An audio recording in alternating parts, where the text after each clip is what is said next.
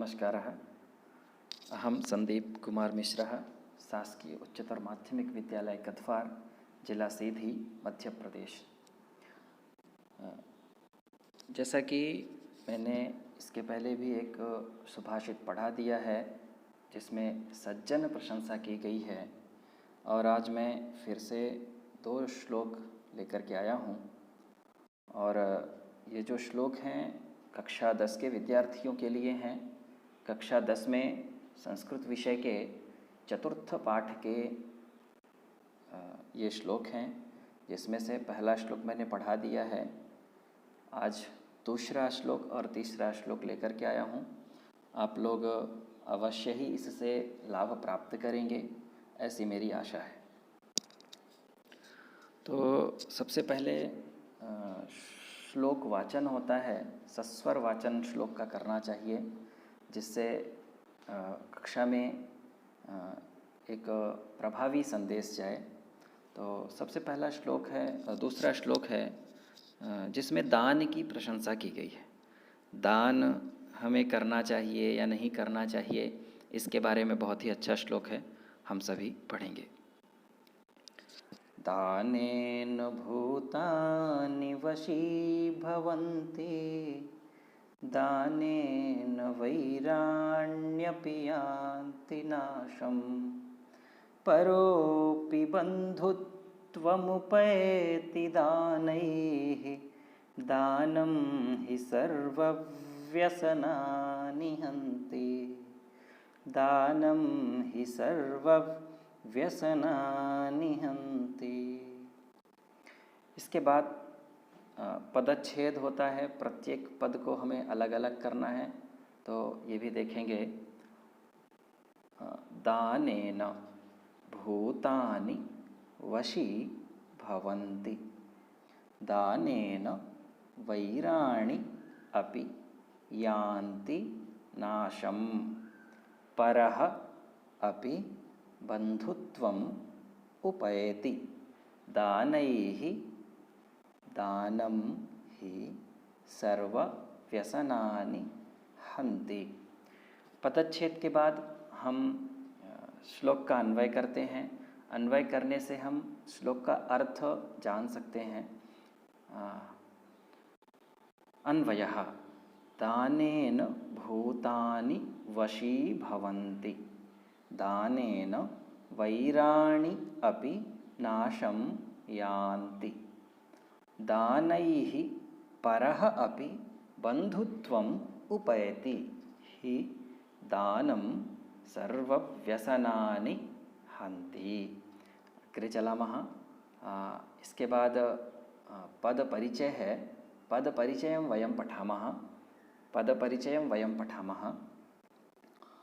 प्रत्येक पद का हम परिचय पढ़ेंगे। जैसे कि शब्द प्रयोग हुआ है दानेन। दानेन, दान कैसा शब्द है? तो दान अकारांत नपुंसकलिंग तृतीया विभक्ति एक वचन का रूप है दानेन। दानेन, दानाभ्याम, दानैहि ऐसे रूप चलते हैं, तो इसका अर्थ है दान से, दान से। भूतानि, भूत अकारांत शब्द है, नपुंसकलिंग है, प्रथमा विभक्ति, बहुवचन में रूप बनता है भूतानि, जिसका अर्थ है प्राणी। भूतानि अर्थात सभी प्राणी वर्ग। वशी भवन्ति, वशी भवन्ति का क्या आशय है? तो वशी शब्द से भू धातु, लट्लकार, प्रथम पुरुष, बहुवचन में रूप बनता है वशी भवन्ति। वशी भवन्ति का अर्थ क्या है? वश में हो जाते हैं। दानेन, दान के बारे में, दानेन इस शब्द के बारे में पहले बता दिया गया, इसलिए मैंने यहाँ पूर्वोक्तम लिख दिया है। दान अकारांत नपुंसकलिंग तृतीया विभक्ति एक वचनम, दानेन। वैराणि, वैर अकारांत नपुंसकलिंग प्रथमा विभक्ति बहुवचने रूपम भवति वैराणि। वैराणि का अर्थ है शत्रु। अपि, अपि अव्यय पद है, अव्यय के बारे में जानते हैं। नव्ययः इति अव्ययः, जिसका रूप नहीं चलता है, जो तीनों लिंगों में सभी अवस्थाओं में समान रहता है, उसे हम अव्यय कहते हैं। तो अपि का यहाँ अर्थ है भी। नाशम, नाश अकारांत पुल्लिंग द्वितीया विभक्ति एक वचने रूपम भवति नाशम। नाशः, नाशौ, नाशाः, नाशम, नाशौ, नाशान, ऐसे रूप चलते हैं। तो नाशम का अर्थ है समाप्त। यान्ति, यान्ति में या धातु है, लट लकार है, प्रथम पुरुष है, बहुवचन है। याति, यातः, यान्ति ऐसे रूप बनते हैं। तो इसका अर्थ है हो जाते हैं। आगे शब्द हैं दानैहि। दान अकारांत नपुंसकलिंग तृतीया विभक्ति बहुवचनम। मैंने पहले भी बताया था दानेन दानाभ्याम दानैहि, एक वचन में दानेन, बहुवचन में दानैहि रूप बनता है। तो इसका आशय क्या हुआ? दान के द्वारा या दान से। परः, पर अकारांत सर्वनाम शब्द है। पर जो शब्द है वो सर्वनाम शब्द है, पुल्लिंग है, प्रथमा विभक्ति, एक वचन में रूप बनता है परः। परः का अर्थ है अन्य, अन्य कोई भी व्यक्ति। अपि, अपि के बारे में बता दिया, अव्यय पद है जिसका आशय है भी।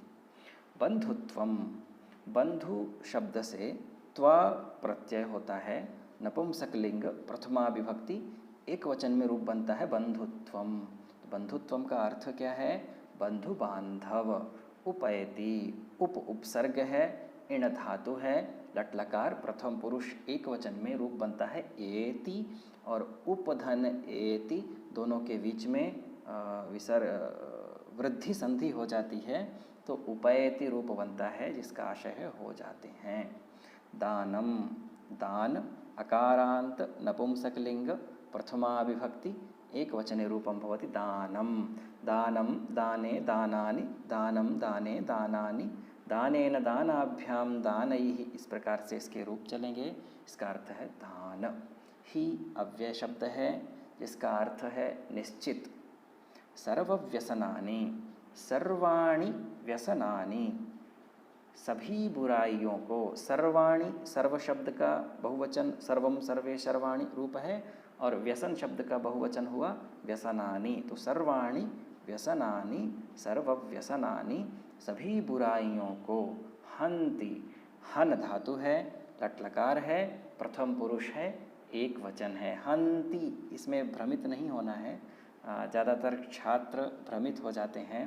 हन्ति में न्ति है इसलिए बहुवचन है, ऐसा नहीं है। हन्ति, हतः, घ्नन्ति, इसके ऐसे रूप चलते हैं। तो इसमें हमें विशेष ध्यान देना है। हन्ति एक वचन का रूप है जिसका आशय है समाप्त कर देता है। और आगे हम पढ़ेंगे भावावबोधनम। भाव अवबोधन में कुछ प्रश्न हैं और उनके कुछ उत्तर हैं, इनका भी हम अच्छे से अभ्यास कर सकते हैं। कानि वशी भवन्ति, कानि वशी भवन्ति, भूतानि वशी भवन्ति। भूतानि केन वशी भवन्ति, भूतानि दानेन वशी भवन्ति। कानि यान्ति, वैराणि यान्ति, वैराणि कं यान्ति, वैराणि नाशं यान्ति, वैराणि केन नाशं यान्ति, वैराणि दानेन नाशं यान्ति। कः उपैति, परः उपैति। परः अपि किम् उपैति, परः अपि बन्धुत्वम् उपैति। किं हन्ति, दानं हन्ति। दानं हि कानि हन्ति, दानं हि सर्वव्यसनानि हन्ति। अभी हम और आगे देखते हैं, तो इसका हम अर्थ भी देख सकते हैं। भावार्थ है, संस्कृत में पहले भावार्थ है, इसके बाद फिर हिंदी भाषा में इसका हम अर्थ देखेंगे। सबसे पहले हम संस्कृत में इसका भावार्थ देखते हैं। दानेन सर्वे अपि प्राणिनः वशीभूताः भवन्ति। दानेन शत्रवः अपि शत्रुभावं परित्यजन्ति। अन्यः जनः अपि दानेन बन्धुबान्धवः भवति। तथा च दानेन सर्वाणि अपि व्यसनानि हन्ति। इसका हम हिंदी से अर्थ देखेंगे, बहुत ही अच्छा अर्थ है। दान के द्वारा सभी प्राणी वश में हो जाते हैं। दान से शत्रु भी शत्रु भाव को छोड़ देता है। दान के द्वारा दूसरे भी अपने बंधु बांधव हो जाते हैं और दान से सभी बुराइयों और दान सभी बुराइयों को दूर कर देता है। अतः हम सभी को दान करना चाहिए। समीचीनम्। एकवारं पुनः वयं श्लोकं पठामः। दानेन भूतानि वशीभवन्ति, दानेन वैराण्यपि यान्ति नाशम्, परोऽपि बन्धुत्वमुपैति दानैः, दानं हि सर्वव्यसनानि हन्ति, दानं हि सर्वव्यसनानि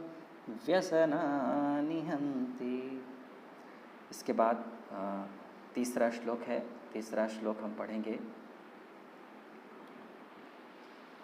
तीसरा श्लोक है उद्यम प्रशंसा बताई गई है।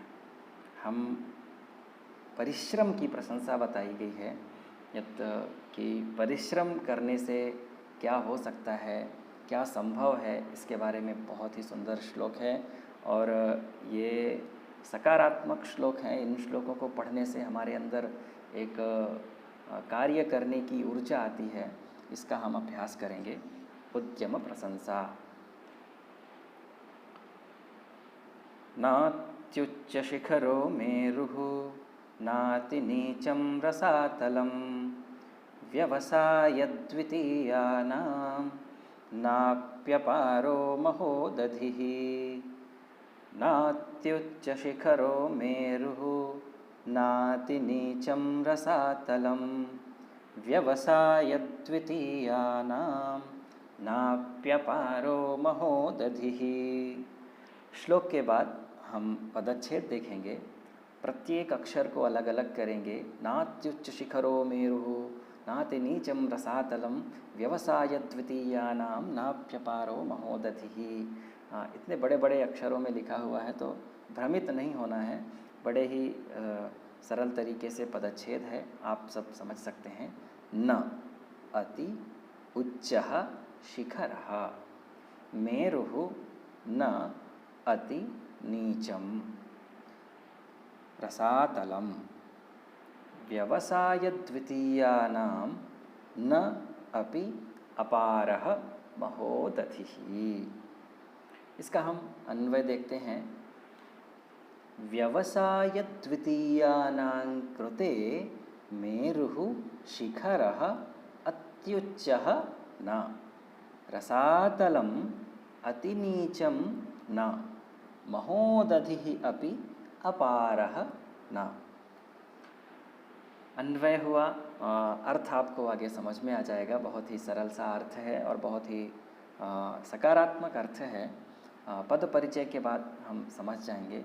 पदानां परिचयः अस्ति, तो शब्दः अस्ति व्यवसायद्वितीयानां।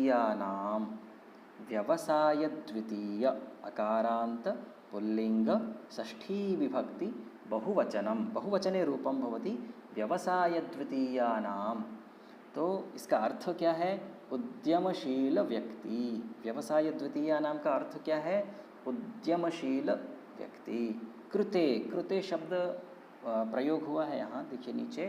कृ धातुः उक्ता प्रत्ययः सप्तम्यंत प्रयोग हुआ है कृते, परंतु जब कृते शब्द का षष्ठी विभक्ति से योग हो जाता है तो इसका अर्थ चतुर्थ्यर्थ हो जाता है, चतुर्थी विभक्ति में हो जाता है। जैसे कि व्यवसायद्वितीयानां कृते, षष्ठी के साथ कृते का प्रयोग हुआ, इसलिए कृते जो शब्द है वो चतुर्थी विभक्ति में हो जाता है। मेरुः, मेरुः उकारांत पुल्लिंग प्रथमा विभक्ति एकवचने रूपम भवति मेरुः, जिसका अर्थ है पर्वत। शिखरः, शिखर, अकारांत पुल्लिंग प्रथमा विभक्ति एकवचने रूपम भवति शिखरः, जिसका आशय है चोटी। अत्युच्चः अतिधन उच्चः। अति तकारस्य तकारे यः इकारः अस्ति इकारस्य स्थाने यकारः भवति तो अत्युच्चः इति रूपः भवति। यण स्वर संधि अस्ति, यण स्वर संधि है इसमें। अतिधन उच्चः इसमें यण स्वर संधि है। अत्युच्चः ऐसा रूप बनता है अत्यंत ऊंचा। न यह अव्यय पद है जिसका आशय है नहीं। रसातलम, रसातल अकारांत नपुंसकलिंग प्रथमा विभक्ति एकवचनम। प्रथमा विभक्ति एकवचने रूपम भवति रसातलम। रसातलम रसातले रसातलानि। अब रसातल क्या है तो पृथ्वी से नीचे छठवां लोक है रसातल। तो पृथ्वी से नीचे जो छठवां लोक है रसातल। आगे हम इसका अर्थ समझेंगे। अति नीचम, अति नीच अकारांत नपुंसकलिंग प्रथमा विभक्ति एक वचने रूपम भवति अति नीचम। अत्यंत नीचे, अर्थात जो छठवां रसातल लोक है वह अत्यंत नीचे है। न यह अव्यय पद है जिसका आशय है नहीं। महोदधि, महोदधि इकारांत, यहाँ इकाई लिखा हुआ है वो मिसप्रिंट है। इकारांत पुल्लिंग प्रथमा विभक्ति एक वचने रूपम भवति महोदधि। महोदधि का आशय है, अर्थ है समुद्र। अपि अव्यय शब्द है जिसका अर्थ है भी। अपारः, अपार अकारांत पुल्लिंग प्रथमा विभक्ति एक वचने रूपम भवति अपारः जिसका आशय है अगम्य। न इति अव्यय पद जिसका अर्थ है नहीं। प्रत्येक पदों का हमने अर्थ समझ लिया है। अभी आगे हम देखेंगे। अच्छा, यहाँ मैंने कुछ एक विषय डाला है जो कि किताबों में कम मिलता है, नहीं मिलता है। जैसे कि मैंने बताया था आपको रसातलम। रसातलम जो है पृथ्वी से नीचे छठवां लोक है रसातलम। तो पृथ्वी के ऊपर भी लोक हैं और पृथ्वी के नीचे भी लोक हैं। इसको हम समझेंगे तो चतुर्दश भुवनानि, चतुर्दश भुवन हैं, 14 लोक हैं। तो 14 लोक कौन कौन से हैं उसको मैंने यहाँ बताया है आपको। सबसे देखिए, सबसे नीचे लिखा हुआ है भूः, पृथ्वी। तो पृथ्वी के जो ऊपर लिखे हुए हैं वो 6 लोक पृथ्वी के ऊपर हैं। भूः, भुवः, स्वः, महः, जनः, तपः, सत्यम। ऐसे पृथ्वी से ऊपर 6 लोक हैं और पृथ्वी के नीचे 7 लोक हैं। तो देखिए पृथ्वी से नीचे जो छठवां लोक है वो रसातल है। अतल, ऊपर से देखिए मैंने लिखा है अतल, वितल, सुतल, तलातल, महातल, रसातल, पाताल। सबसे अंतिम में पाताल होता है। तो जो परिश्रमी व्यक्ति होता है वह रसातल तक भी पहुंच सकता है, ऐसा इस श्लोक में बताया है।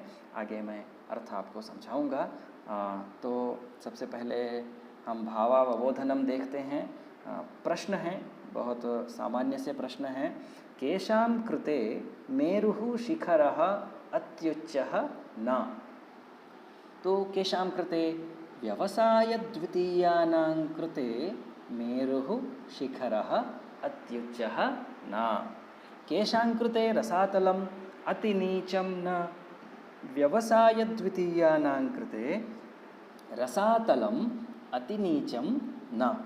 केषां कृते महोदधिः अपारः न। व्यवसायद्वितीयानां कृते महोदधिः अपारः न। सम्यक, अग्रे चलामः। भावार्थः, इस श्लोक का भावार्थ पहले मैंने संस्कृत में लिखा है, इसके बाद मैं आपको हिंदी में भी दिखाऊंगा। तो सबसे पहले हम संस्कृत में समझते हैं। परिश्रमशील जनानां कृते पर्वतस्य सर्वोन्नतः शिखरः अपि अत्यन्तम् उपरि नास्ति। अधः रसातलम् अपि अत्यन्तं नीचैः नास्ति। सागरम् अपि अगम्यः नास्ति। अर्थात उद्यमशील जनानां कृते अस्मिन् संसारे किमपि कार्यं कठिनं नास्ति, अतः परिश्रमः करणीयः। हिंदी से अर्थ देखेंगे। परिश्रमी व्यक्ति के लिए पर्वत की चोटी भी ऊंची नहीं है। अर्थात जो व्यक्ति परिश्रम करता है उसके लिए पर्वत का सबसे ऊंचा जो शिखर है, सबसे ऊंची जो चोटी है, उस सबसे ऊंची चोटी में भी वह परिश्रमी व्यक्ति पहुंच सकता है। पृथ्वी से नीचे छठवां लोक रसातल भी नीचे नहीं है। पृथ्वी के नीचे भी वह परिश्रमी व्यक्ति जा सकता है। विशाल सागर भी अगम्य नहीं है। यह विशाल महासागर को भी परिश्रमी व्यक्ति विशाल महासागर को भी पार कर सकता है। अर्थात परिश्रमी व्यक्ति सागर को भी पार कर सकता है। इसलिए हम सबको परिश्रम अवश्य करना चाहिए। एक बार हम श्लोक का अभ्यास करेंगे।